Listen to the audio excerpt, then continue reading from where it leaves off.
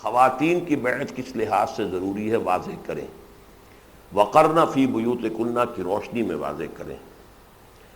خواتین کی بیعت بھی اصل میں وہی sense of belonging with an organisation, یہ بہت اہم شے ہوتی ہے. کسی جماعت اور کسی تنظیم کے ساتھ وابستگی کا احساس. ظاہر بات ہے اس کا یہ مطلب نہیں ہے کہ شریعت کی جو پابندیاں ہیں ان کو توڑ کر پھینک دیا جائے، جیسا کہ میں نے کہا ہے کہ اقامت دین کی جد و جہد میں، یہ دینی فرائض کے معاملے میں اگرچہ کوئی ایسنشل فرق نہیں ہے مرد اور عورت کے مابین، لیکن جیسے جیسے ہم نیچے سے اوپر جا رہے ہیں ان میں کچھ تھوڑا تھوڑا فرق.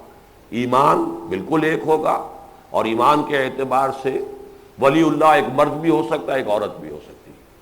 تو اولیاء ولایت جو ہے وہ مل سکتی ہے مردوں کو بھی عورتوں کو بھی. مقام صدیقی مردوں کے لیے بھی کھلا ہے، خواتین کے لیے بھی کھلا ہے. اس حوالے سے آگے چلیے. پھر نماز میں نے بتا دیا آپ کو کہ فرق ہو گیا. نماز تو پڑھنی ہے لیکن نماز مسجد میں باجماعت مردوں کے لیے، عورت کے لیے گھر میں. تبلیغ کے دائرے میں عورت کے لیے اب محدود ہو گیا دائرہ اپنے محرم مردوں اور باقی خواتین کے ساتھ. اس کے بعد اقامت دین کے درجے میں آ کر زیادہ فنڈامنٹل فرق ہو جائے گا کہ اس کا خاص جو آخری جو مرحلہ ہے اقدام کا اور تصادم کا، اگر اس میں خاص طور پر مسلح تصادم والا مرحلہ بھی آ رہا ہے، تو اس وقت یہ ہے کہ یہ ایکسکلوسیو مردوں کے کرنے کا کام ہے، یہ خواتین کے کرنے کا کام نہیں ہے. وقرن فی بیوتکن جو ہے اس کو اس پر ہم لاگو کریں گے. اور اس میں حضور نے صاف فرما دیا ہے. ایک خاتون حضور کی خدمت میں حاضر ہوئی، انہوں نے بڑا شکوہ کیا کہ حضور یہ مرد جو ہیں یہ تو ہم سے بہت آگے نکل گئے، یہ جہاد میں جاتے ہیں، یہ قتال فی سبیل اللہ اونچے مراحل ہیں، ہم ان کے پیچھے ان کے بچوں کو گود میں لیے لیے پھرتی ہیں، ہمارا تو یہ ہے ان کے گھر کا سامان اس کی حفاظت کرنا، یہ ہمارا کام ہے، تو یہ تو بہت آگے نکل گئی.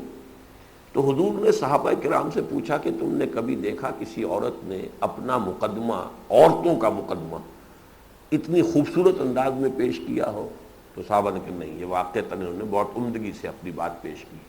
پھر انہوں نے وضاحت کی کہ دیکھو تمہارے شوہر، تمہارے مرد جو ہیں وہ اگر گئے ہیں جہاد فی سبیل اللہ میں، تو تم اگر ان کے مال کی، ان کے ساز و سامان کی، ان کی عزت و عصمت و عفت کی حفاظت کر رہی ہو اور ان کے بچوں کی دیکھ بھال کر رہی ہو، تو تم اجر میں بالکل ان کے برابر ہوگی کہ جو اجر وہ حاصل کر رہے ہیں میدان جنگ میں. اگر تو ہمارا موٹیو ہے اجر، وہی لفظ جو آتا ہے نا رمضان اور روزے کے بارے میں کہ من صام رمضان ایمانا و احتسابا، اگر تو ہمارے پیش نظر اللہ کی رضا، اللہ کا اجر، تو اجر تو برابر ہو گیا. تو پھر اجر جب اللہ نے برابر کر دیا تو پھر کاہے کی سینس آف ڈپرائیویشن جو ہے، پھر کوئی جو ہے احساس محرومی عورتوں میں نہیں ہونا چاہیے. لیکن اس پورے نقشے کے اندر sense of belonging with an organization وہ اتنا اہم ہے کہ اسی لیے بیعت کا معاملہ کیا گیا. اور یہاں تک کہ مردوں کی بیعت کی کوئی عبارت قرآن مجید میں نہیں آئی ہے، خواتین کی بیعت کی پوری عبارت قرآن کے اندر ہے. طویل آیت ہے قرآن مجید کی، یا ایھا النبی اذا جاءک المؤمنات یبایعنک لا یشرکن باللہ شیئا الی آخر الآیہ. تو وہ تو ہے، بیعت ہے. کیوں ہے وہ؟ اسی اعتبار سے کہ ایک سینس آف بلانگنگ ہوتی ہے، ایک تنظیم کے ساتھ وابستگی ہے. انہیں معلوم ہوتا رہتا ہے تنظیم اب کیا کر رہی ہے، انہیں پتہ چلتا ہے تنظیم کا ایک اب پروجیکٹ ہے، ایک انہیں کسی کام کے اندر مالی اعانت کی ضرورت ہے.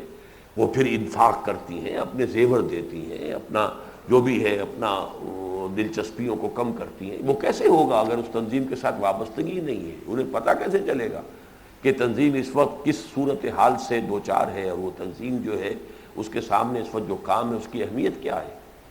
تو اس حوالے سے وقرن فی بیوتکن بھی 100% درست ہے، اور خواتین کی بیعت کا معاملہ بھی 100% درست ہے، بلکہ مردوں کی بیعت سے زیادہ مؤکد ہے، اس لیے کہ قرآن مجید میں ان کی بیعت کے پورے الفاظ بھی اللہ نے خود دے دیے ہیں.